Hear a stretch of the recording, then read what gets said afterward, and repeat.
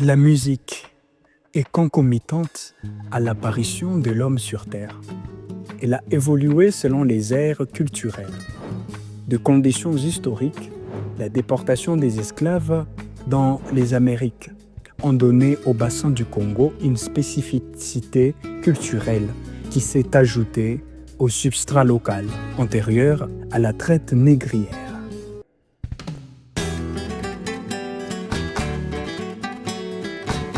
C'est quoi la musique congolaise? À la question essentielle, qu'est-ce que la musique congolaise? Elle est souvent difficile de répondre. Il y a lieu dans ces cas d'interroger l'histoire de l'art ou l'histoire tout court. Comme toute musique, la congolaise ne fait pas exception quand il s'agit de construire selon les différents modes. Dans cette vidéo, nous allons vous raconter toute l'histoire de la musique congolaise. Restez jusqu'à la fin, abonnez-vous et n'oubliez pas d'aimer la vidéo.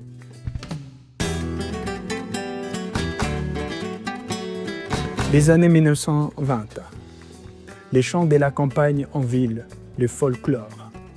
Dans les années 20, le folklore, émanation de la musique traditionnelle, a eu droit de citer dans les centres urbains où son exécution est strictement limitée par l'administration coloniale. Néanmoins, à cette époque, on assiste à la floraison de groupes folkloriques, groupes de troubadours qui ont admirablement forgé leur talent dans un esprit de solidarité pour mettre en valeur les caractères ethniques de leurs chansons et leur rythme. 1924, apparition des premiers musiciens individuels de la musique populaire congolaise. Les tout premiers musiciens solistes de la musique populaire congolaise sont héritiers de formes traditionnelles de l'art vocal bantou. Leur musique se caractérise par des harmonies et des arrangements simples, de type populaire, qui accordent une nouvelle forme d'expression qui s'adapte dans les styles de l'époque. Zebola, Ekonda, Agaya, Wala, Kebo, Zango, etc. Ils jouaient avec des instruments locaux, avant de s'approprier plus tard les instruments occidentaux. Les années 1930, un petit nombre de foyers musicaux, précurseurs de la musique congolaise moderne, commencent à apparaître et fait des beaux soirs des villes de Brazzaville et de Léopoldville. À cette époque favorable au développement de la danse, de la musique et de la vie nocturne, deux genres prédominants dans la musique dansante sont en concurrence ouverte. Les ensembles les plus caractéristiques des rythmes modernes composés d'auteurs-interprètes qui chantent et s'accompagnent de 2 à 3 instruments modernes et ceux de groupes plus étoffés sont appelés sociétés. Ce sont des groupes vocaux typiquement congolais et très populaires, notamment dans leurs actions qui s'étendaient à l'entraide et à la solidarité des membres. C'était le début d'un processus qui va développer un genre de musique urbaine par des danses comme maringa, polka, piqué. Citons dans ces chapitres des noms comme Albert Loboko, mannequin de la jeunesse.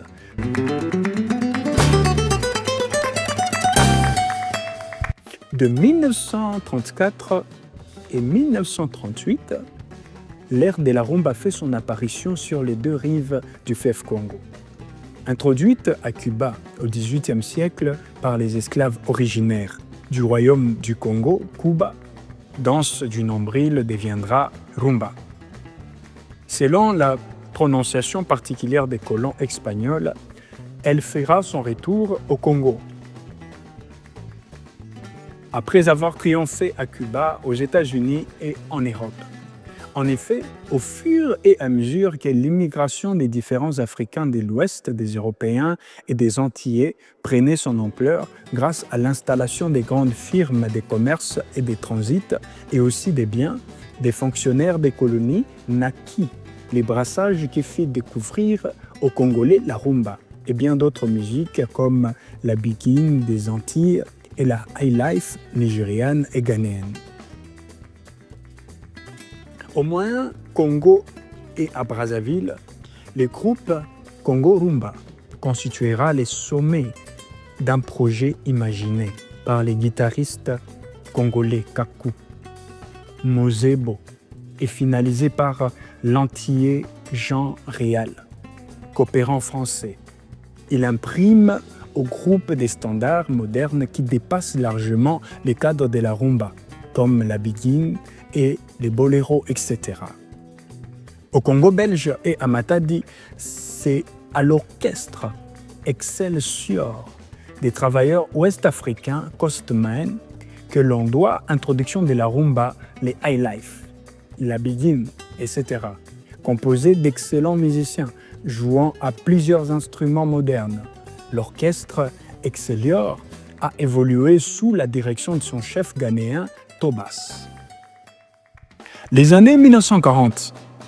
À partir de la forme d'expression musicale des groupes Excelsior et Congo Rumba, plusieurs groupes de formes d'expression vocale des années 30 commencent à construire les premiers arrangements musicaux sous forme de musique du monde pour satisfaire les goûts des mélomanes cosmopolites des grandes villes du Congo belge, Léopoldville, et du moyen Congo, Brazzaville. Citons quelques formations dont les styles s'intégraient parfaitement à l'environnement musical des années 40. Victoria Brazza, 1941, Paul Kamba, Victoria Kin, 1943, Wendo, Orchestre Liège, 1940, Harmonie Brazza, 1942, etc. Les premiers grands orchestres de cuivre, différemment des groupes précités, deux grands orchestres de cuivre sous forme de jazz band et de Nouvelle-Orléans, USA, voient les jours. Odéon Quinois d'Antoine Kassongo, Léopoldville et Mélo Congo d'Emmanuel Dadé de Brazzaville. Plusieurs groupes de genre vont voir les jours à Brazzaville et à Léopoldville. 1945. La vulgarisation de la musique des danses prend une ampleur telle que les protagonistes de celle-ci se comptent par dizaines. Parmi eux, ceux qui arrivent à construire des meilleurs arrangements musicaux sous forme de la rumba, de la biguine et de la polka piquée. 1945, les chants spirituels, parallèlement à la musique d'agrément, la musique profane présente la composante religieuse, bien organisée, en pleine évolution chez les catholiques et les protestants. Une musique qui a trait à des chorales à plusieurs voix dont la nature, chez les catholiques, épousait les chants grégoriens en latin et des chorales en langue vernaculaire. Parmi les organistes qui sont expérimentés dans ce genre, on compte Joseph Kiwele, Léopoldville, Raymond Nguema et les pères spiritains, les Baye et Rémi Brazzaville. 1946-1948, création des deux premières éditions musicales à Léopoldville, Kinshasa. Olympia, African Series, Patou, 1948, Ngoma, Nico Géronimis, 1949. Kina Bernatar, 1949. Ces quatre premières éditions musicales donnent l'occasion aux précurseurs de la musique congolaise moderne de s'employer activement dans une carrière phonographique qui sera suivie avec d'autres firmes. Les années 1950. La décennie 50 peut être considérée comme l'âge majeur qui apparaît à l'apogée de la musique congolaise moderne. C'est la décennie d'une ambiance festive, au cours de laquelle deux puissants alliés de la musique, la radio et l'industrie phonographique, sont en pleine effervescence. Avec, en ce qui concerne l'industrie phonographique, l'engagement à fond des grandes nouvelles éditions musicales. 1950 devient Opika, 1950 l'Oningisa. Dans les nouvelles formes d'expression qui allaient ouvrir la voix à tout un grand nombre d'artistes et d'orchestres. Pour ne citer que les groupes et les musiciens ci-après, African Jazz, Kabasele, Negro Jazz, Kaba, Ok Jazz, Rokamambo, Congo Jazz, etc.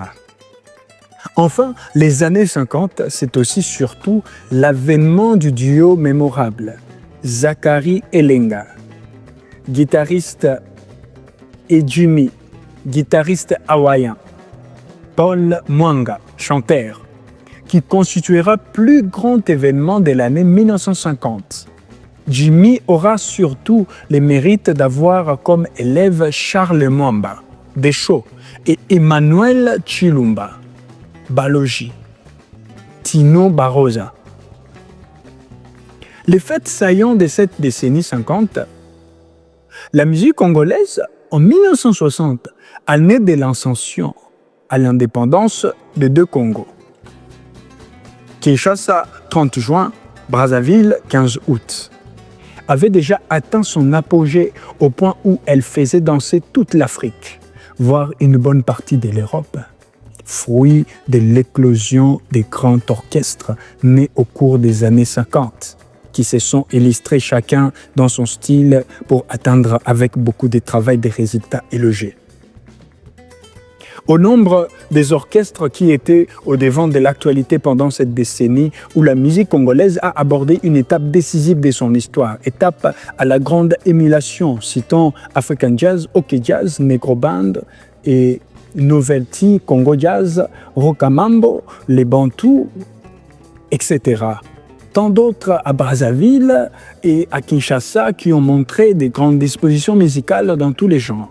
Enfin, au cours de cette décennie, notons les premiers déplacements d'un orchestre congolais en Europe, notamment African Jazz de Joseph Kabasele, à la table ronde belgo-congolaise, 20 janvier au 20 février 1960, destinée à définir les conditions et la date de l'indépendance du Congo belge, symbolisée par l'œuvre mémorable, l'indépendance Cha-Cha. African Jazz sera suivi en 1961 par l'Ok Jazz, en 1962 par les Bantous, 1964 naissance du mouvement des groupes vocaux à Brazzaville. Les faits saillants de cette décennie 60, avril 1966, participation de l'orchestre Bantou Brazzaville et l'orchestre OK Jazz au premier festival mondial des arts nègres à Dakar, juillet-août 1969, participation de l'orchestre Bantou Brazzaville et l'orchestre Bamboula Kinshasa au premier festival culturel panafricain d'Alger. En 1970, la floraison des orchestres, style jeune. Les années 70 voient la floraison des orchestres, des chansons et de nouvelles danses. C'est la période où beaucoup d'adolescents, longtemps tributaires de l'influence des grands orchestres, vont chercher une voie pour imposer de nouveaux styles, apparition des paroliers sur des thèmes sciemment instaurés pour plaire aux jeunes. À cette époque des renaissances et des foisements des genres musicaux, plusieurs orchestres vont marquer les débuts de cette époque.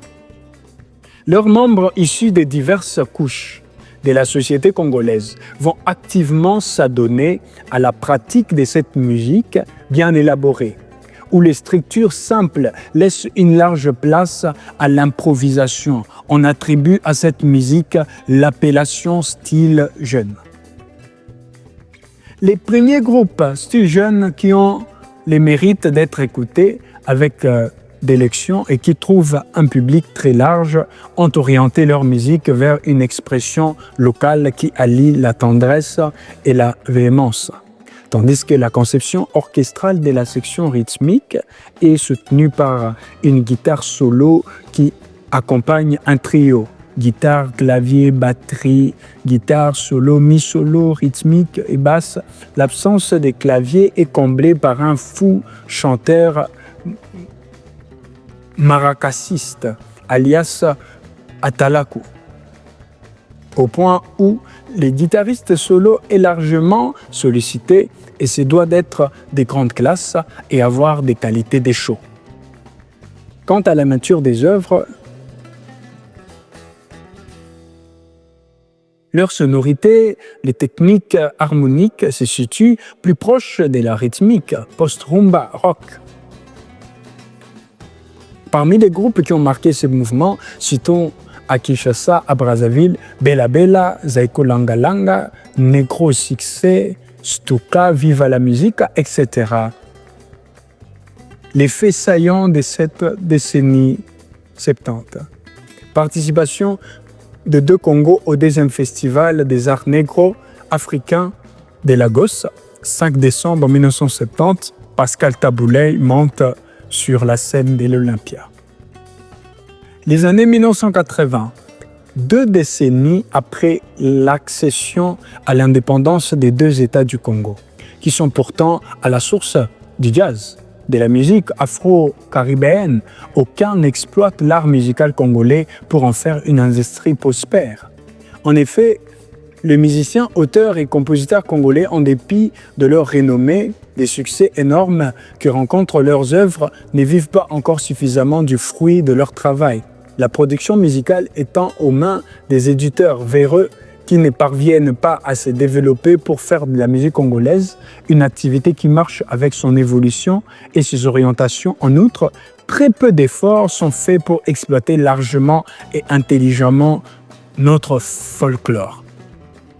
Dans ces contextes caractérisés par l'instabilité de musiciens que les groupes vont évoluer entre 80 et 89, à l'exception de très peu de cas, notamment parmi les artistes exilés en Europe et ceux qui, sur place au Congo, se sont mis à voler sérieusement de leurs propres ailes. Un des faits marquants, les débuts de cette décennie, c'est la présence à Brazzaville de l'IAD, industrie africaine du disque. Celle-ci connaît sa meilleure productivité, réalise ses meilleures ventes grâce aux musiciens quinois et brazzavillois qui ont su profiter de ces bijoux pour asseoir leur audience et s'ouvrir au marché international. Enfin, la décennie 80 a été plus meurtrière dans la grande famille de la musique congolaise, avec la disparition des grands noms comme Joseph Kabasele, Nico Sanda, Lucie Eyanga, Luambo Makiadi. Pour ne que citer les plus célèbres. La décennie 80 a été surtout celle qui a vu évoluer plusieurs vedettes féminines de la chanson à Kinshasa, Brazzaville et à l'étranger.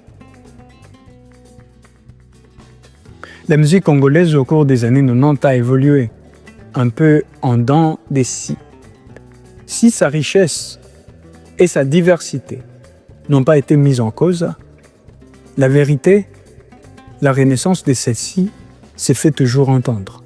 Surprenant que cela puisse paraître, les politiques de développement économique n'ont pas su jusque-là intégrer les domaines musicaux dans leurs priorités, au point où les statuts sociaux de musiciens est demeuré flou et incertain. Conséquence de cette situation pittoresque, en dépit des potentialités et surtout des talents qui régorgeaient les 2 Congos, nos musiciens ont géré une misère presque endémique, à l'exception de quelques individualités fortunées qui ont fait office de producteurs discographiques, patrons de groupes, opérateurs culturels. La décennie 90 a toutefois révélé des artistes, des groupes qui ont pris conscience du retard accumulé par les aînés, afin de briser certains mythes, de rehausser le niveau de la musique congolaise. Les artistes congolais évoluant à l'étranger ont particulièrement servi de modèles. Toujours plusieurs tragiques disparitions. Pangolov, les frères Soki, Henri Boané, Paul Ebongo,